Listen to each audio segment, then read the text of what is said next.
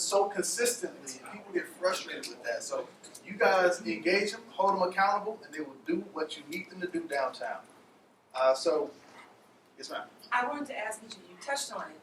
What would you do specifically to improve affordable housing What? in the fourth quarter?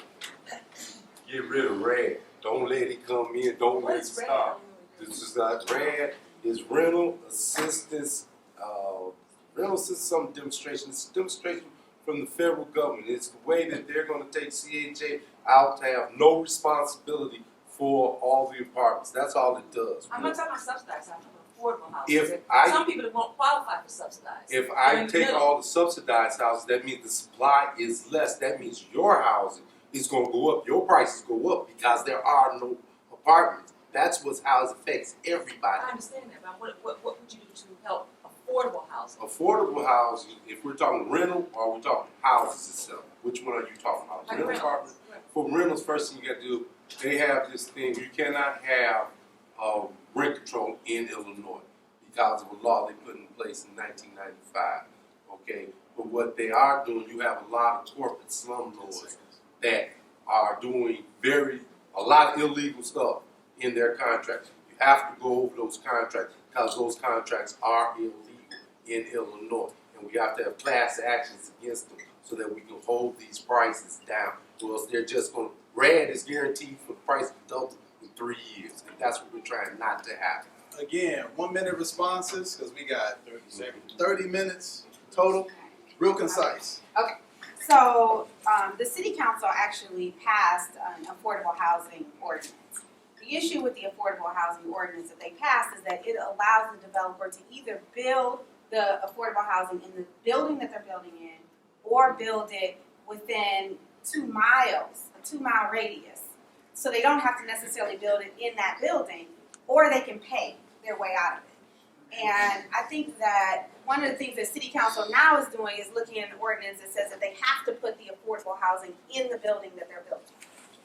I believe, particularly for these developers that get TIF funds, if you're getting governmental funds to build a building, those affordable housing units need to be in that building. So I think that that's very important. And it is important to distinguish between subsidized housing and affordable housing, because some people don't qualify for subsidized housing, but they still can't afford market rate housing. So we have to continue to build affordable units for seniors and for young people who are just graduating from school and for new families so that we can continue to sustain our community.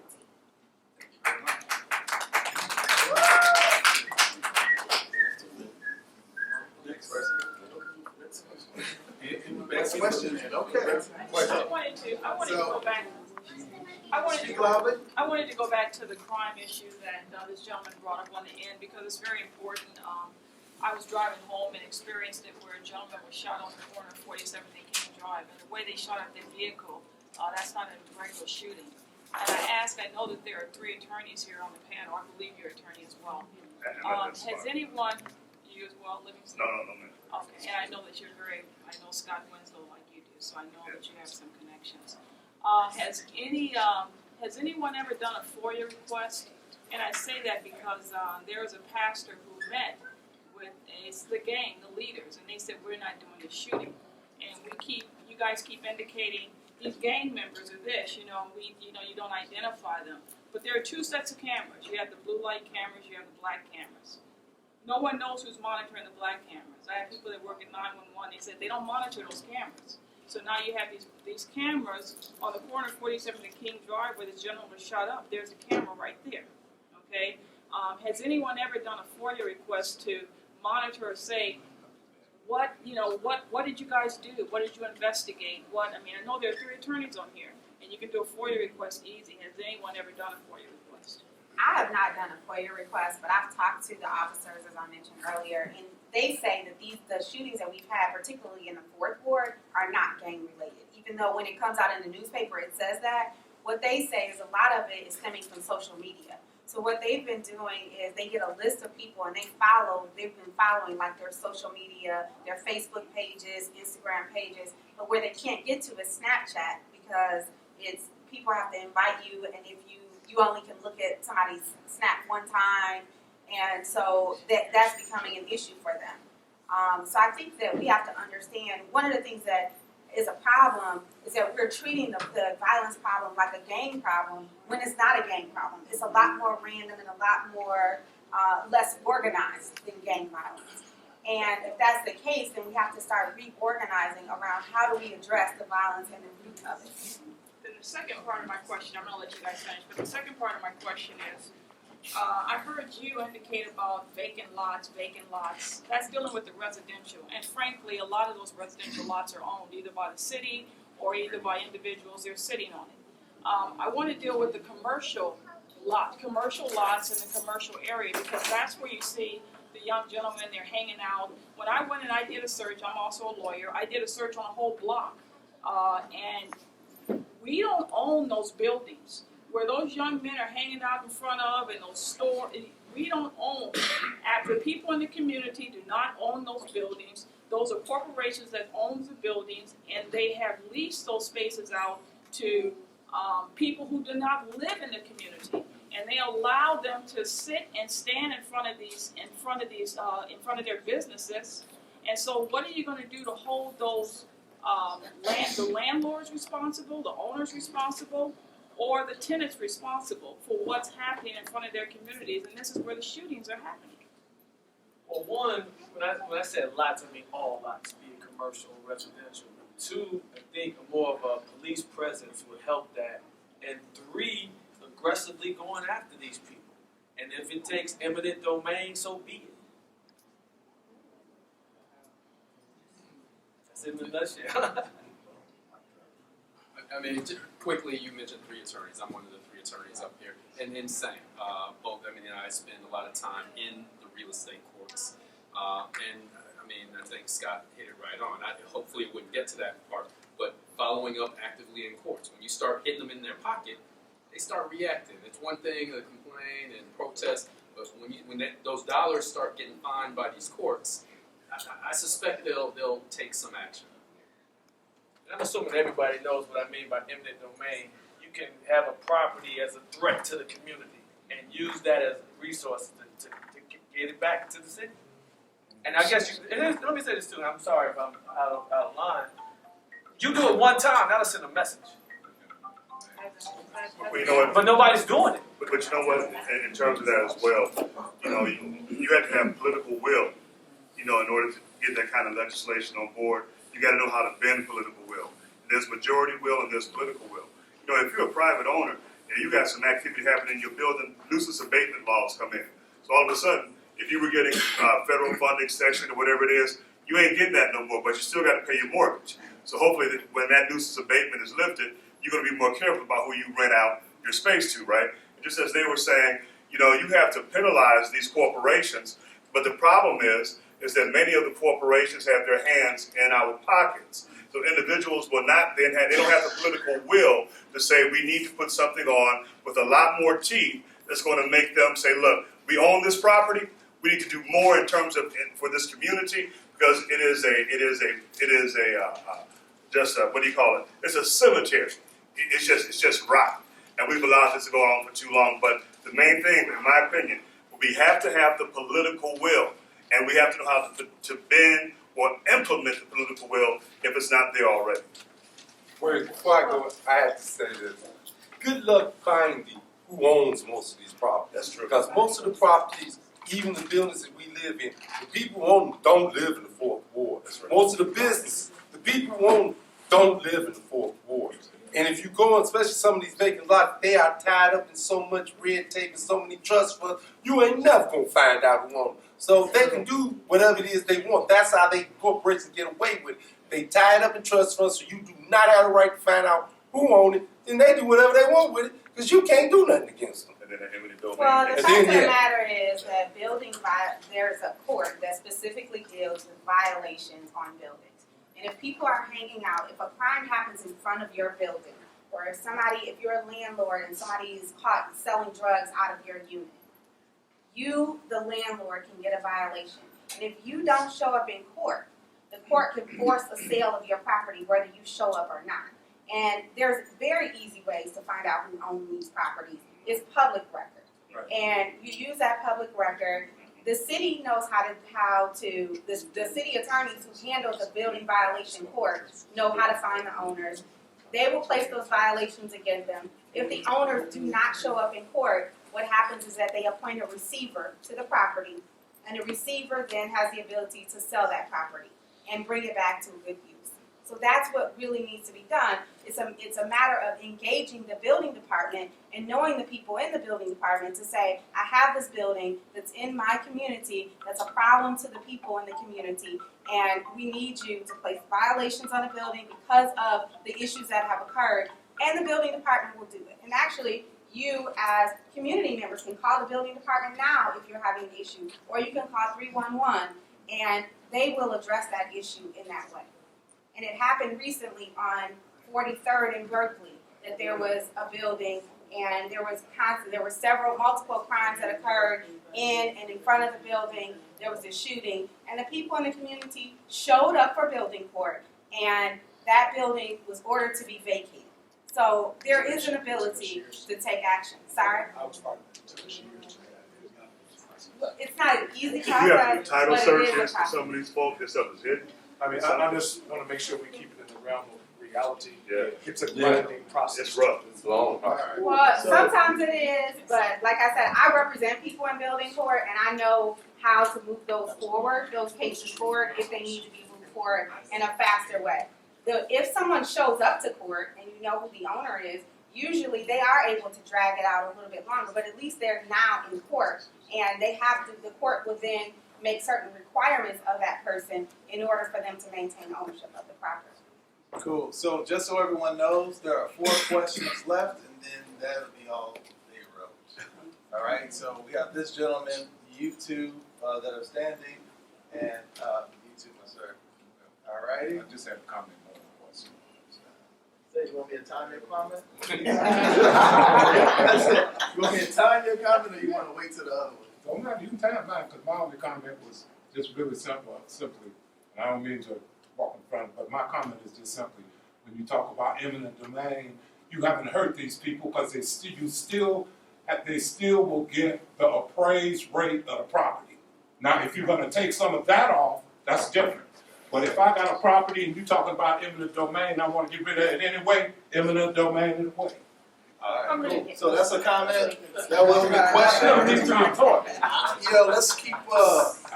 There is a response to that ranges in saying yeah, and then there's some other ways we can do it too. Okay. So that was kind of like summing all that potentials up. So let's go back with this gentleman here. Okay, in our communities, we find the dollar comes in and is gone in 6 hours. Most of the businesses that are in our community are not owned by people of the community.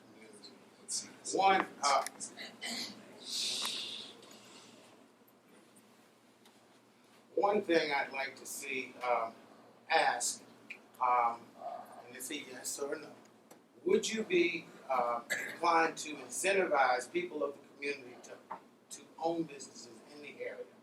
And 2, are you willing to put something in place that will allow people, especially people of color, to be able to get the business acumens that they need to successfully run a business in the community, keep the money in the community, therefore circulating the dollar? Well, I want to take this first of all. Biggest problem to all small business, especially men of color, is capital. No matter how good your credit is, no matter what, they don't want to give you that capital. You're not getting it because you're black. And I did this myself when I had a $300,000 house and I tried to put it up for a $60,000 pizza place, and they wouldn't accept my house. And I got a $300,000 house and they would not accept it, and they wouldn't give me a loan on it. So how can I get a business if I got collateral and they won't even accept the collateral? We have systematic racism in this banking system. And it's not just against black, it's against everybody who don't got no money. It's not about the color of your skin, it's about the color of your money. That's what we have. We have class warfare that's been going on against the poor for the last 200 years.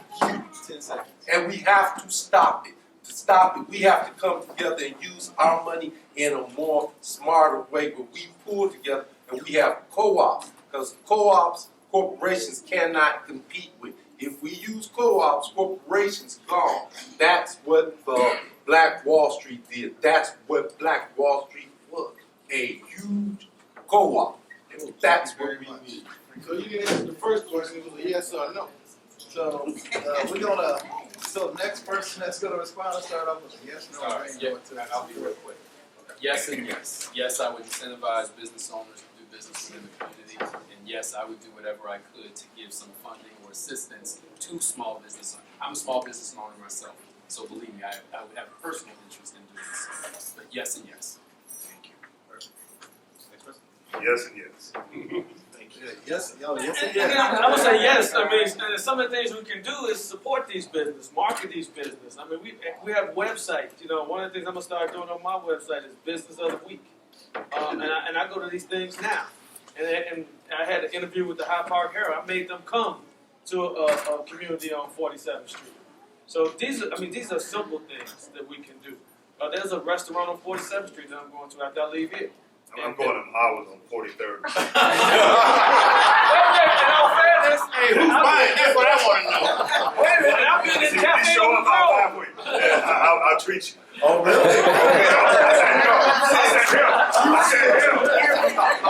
You said the whole room, Craig. The whole room. And when you go in there, hey, Well, I got some economic gain. when you go in there, get the cheesecake. It's Mr. Chicago Magazine, it's off the chain. Cool, thank you very much for your question and responses. Hi, my name is Georgette Greenleaf Finney. I live in Groveland Park in the fourth ward. So we talked a lot about the things that are wrong in terms of, and I've seen young people in big, huge brawls on 35th and King Drive after school. My husband was held at gunpoint last year in July in the vestibule of our building. Clearly, we have gaps as it relates to the quality of life we want to have.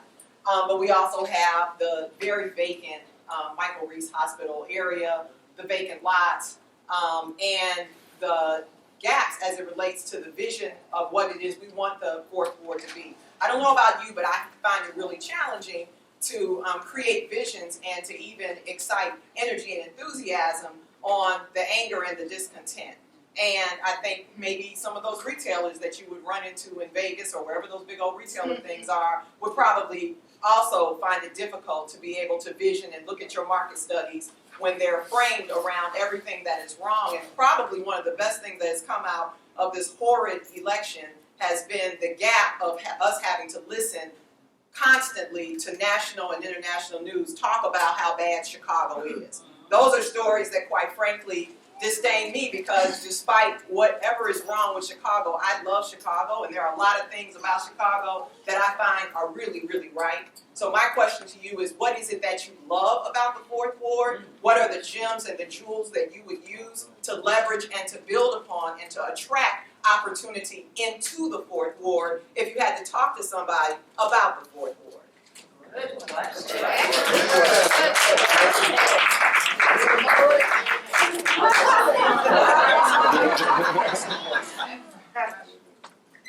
So I said it earlier that I love the diversity of the fourth ward. I like the fact that we're right by the lake.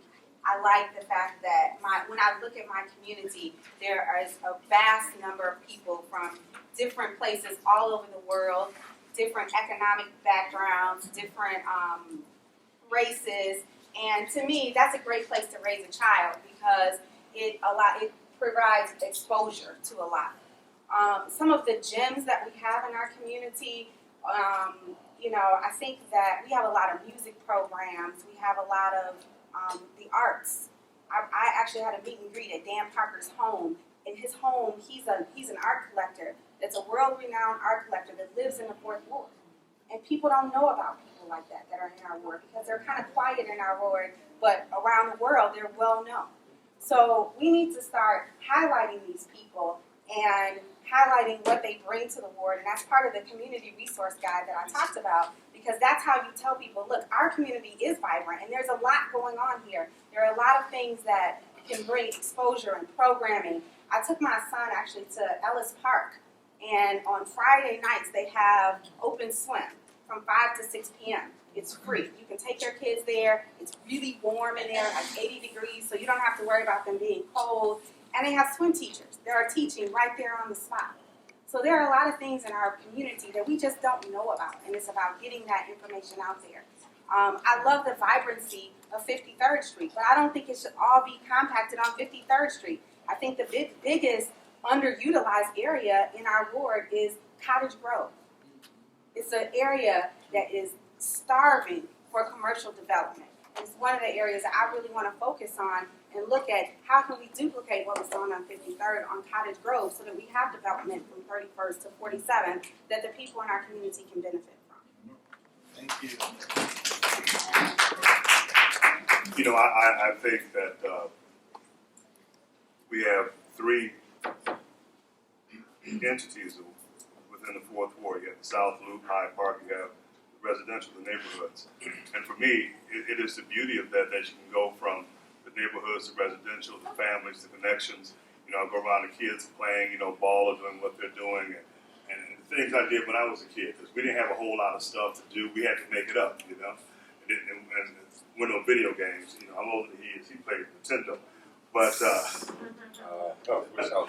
on a submarine. But, you know, but then just in terms of things like the DuSable Museum, I mean, there's so much rich history there. I mean, before we even get to the Obama Presidential Museum, go through DuSable and just see how rich that is and how incredible it is. It is a true jewel in the nation and the world.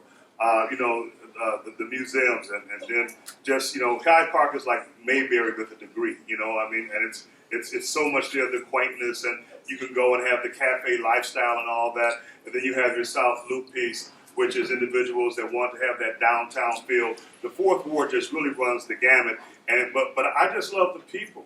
The people of the fourth ward are our greatest treasure, and as we come together more and more, it becomes a win-win-win for all of us. So I mentioned it earlier. This ward, it's the most proximate ward to downtown Chicago. We're get on Lakeshore Drive, you're a 7-minute drive. We sit on the lakefront. We're as was mentioned earlier, we go from the high rises in the South Loop to the $1 million mansions of Hyde Park and have every type of housing in between. We have every sort of ethnicity. I can't imagine there's another ward as diverse in just about every aspect as this ward. So that is the beautiful thing about this ward. There's opportunities. It's kind of early to call Mariano's a gym, but having been so deprived of grocery in this area, it's a gym. And what they've done with bringing in community, people from the community and products in the community, I think that's outstanding. But we also have parks, the new Ellis Park facility. We have Mandrake Park. We have Kennecott Park. There's a lot of lesser known or unknown resources we have in the community that make this a great area to go. So I mentioned earlier, I've been in commercial real estate. If I had to sell this to retailers, we have a true, genuine community. I think retailers are starting to see that. With the Whole Foods, with the Mariano's, retailers are starting to see that there's real opportunity here, and I think we'll be able to build off that. I want to say, I've been here since the 60s, and I've seen the same area that she's talking about on Cottage Grove when it was vibrant, when it was Bronzeville, it was everything. Then I seen what they call urban flight, 21st century, and I seen them destroy it. Everything came down. That's why there's nothing there. And now, after everybody that was there is not there no more, because 80% of everybody I grew up with around here don't live in this city, don't live in this state no more. So what we have is a different mixture. And what we put up here is something that we all have to agree on. This is probably the most diverse neighborhood in this country. I know it's the most integrated, and it's also the most segregated at the same time. You have a segment of this board that is probably one of the highest incomes in the nation, and you got other segments that are the poorest. That's what we are looking at, the contrast.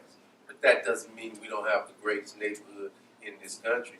Like he said, we have a lot of land, a lot of very valuable land. And what we do with that land will determine how we go forward. But it's not my decision their decision. It's the people of the Fourth Ward decision of what they want to see out of the land. Not just a few people, and definitely not no developers, and definitely not no corporations, outside corporations coming in just to rape our community. That ain't what we want. Like they said, we need small businesses, viable small businesses, not just fly by night. I understand that small businesses is a wash. I know they do create a lot of jobs, but they go out real fast. So what we need are the ones that are sustainable, and we can find that. All we have to do is put our minds together when we do it. This is the greatest neighborhood in this country, and with your help, we can make it a lot better. Thank you. That's a good question. I guess what I like is what I'm discovering. You know, I've been through Grand Boulevard. There's like this artwork just all over the place. And you know, and I'm an amateur photographer, so I take these pictures and I've been posting them on my website. And there's a statue of a African American soldier right out here on 35th and King Drive. I mean, I've driven past there all my life, and then I got out the car. I'm like, oh my God, look at this. It's every time I walk around, I discover that this is a unique community, and the people are the same.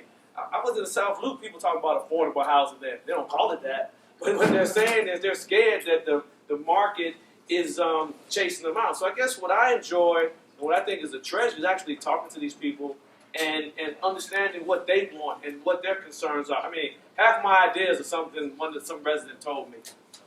So I think that's the treasure. The uniqueness is what makes us the greatest thing. Thank you. All right, thank you very much for your comments. Now, the very last question of the afternoon to you, sir. Thank you much. My name is Damascus Harris. I actually live on 43rd and Berkeley. I am the former president of the Neighborhood Association for 43rd and Berkeley. I am the current president of my condo association. So I've got stakes in the community, as it were. Many of us who have children, and I got emails to this effect, had to explain to our children, or try to find out a way to explain to our children, how we have elected a man who embodies all of the characteristics that we tell them they should not have. Correct. And how that happened. Now, there's plenty of answers for that depending on the age of your child, and that is not what I'm trying to jump into. But understanding that we at the national level have made the mistake of saying to our children that it is okay to have a crap personality and a crap character and be elected. We have to correct it at every other level until we can get rid of him.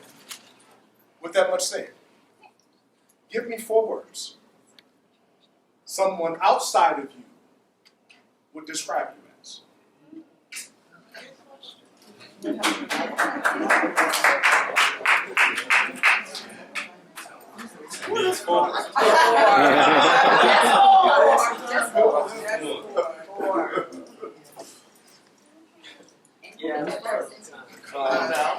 Collaborative, sincere, trustworthy, and genuine. Determined and get it done. I need more time. I need more time. Y'all trying to I'll pass. Transparent, hopeful, strategic, and loving. Duty, honor, responsibility. Those are the 3 that everybody describes. You got one more. And an all-around good guy. I think the first one I would use is driven. And I don't know what word to describe this, but I have a bar that's this high. Expectation, okay, thank you. Relentless. Dedicated. All I've been right. told I've been cut off. Are you good? I hope I haven't been too harsh as a moderator. No. I've been in some forums here.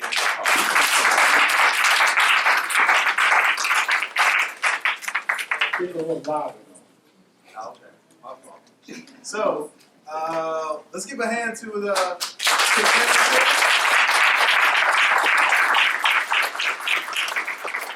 many people have actually done a forum where you sit in front of everybody answering questions. But when I first started doing it, I was scared. I was nervous. And, you know, once you start to do it multiple times, you kind of get used to it. Kind of like it. Kind of like a competition. My ass is better or not. So, but I've also been into a number of these where the moderator would do nothing. They would allow people to talk for like 10 minutes. He never get any questions asked. So please excuse me if I cut you off or I kept you on 30 seconds and things of that nature. But I really wanted to give the time back to the community members to identify the value